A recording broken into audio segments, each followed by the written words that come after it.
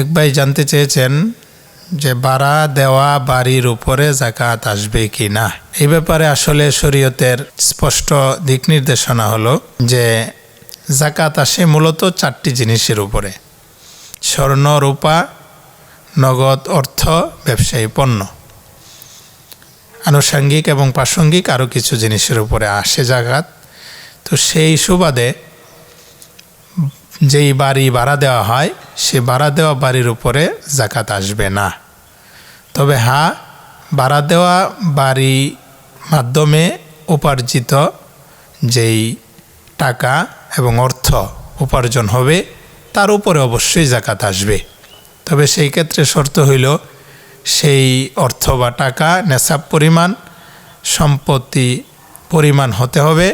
পাশাপাশি দ্বিতীয় যেই শর্ত 1 বৎসর গত হওয়া সেটা হতে হবে। হ্যাঁ, যদি এই ভাড়ার উপার্জনকৃত টাকা অন্য সেই মালিকের যেই নেশাব পূর্ণ হওয়ার শর্ত আছে, যেমন নগদ অর্থ, ব্যবসায়ী পণ্য, এরপরে স্বর্ণ, রূপা ইত্যাদি, ওইগুলোর সাথেও সে যেহেতু এইগুলারও মালিক, সে এর সাথে যদি সে মিলায়া নেওয়ার পরেও যদি তার ভাড়া থেকে উপার্জনকৃত এই সম্পদকে তার ওই সম্পত্তির সাথে মিলাইয়া যখন নেশাব পরিমাণ হবে তখনও তার উপরে অবশ্যই যাকাত দিতে হবে এবং 1 বছর গত হতে হবে সব মিলিয়ে।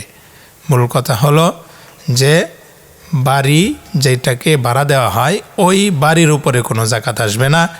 বাড়ি ভাড়া দেওয়ার মাধ্যমে যে অর্থ উপার্জন হয় সেটার উপরে অবশ্যই যাকাত আসবে।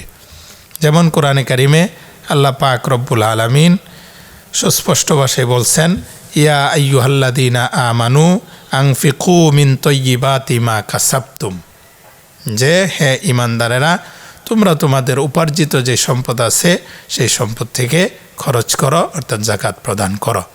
এই অর্থে তার উপার্জনকৃত ভাড়ার যে টাকা আছে এর উপরে অবশ্যই যাকাত আসবে।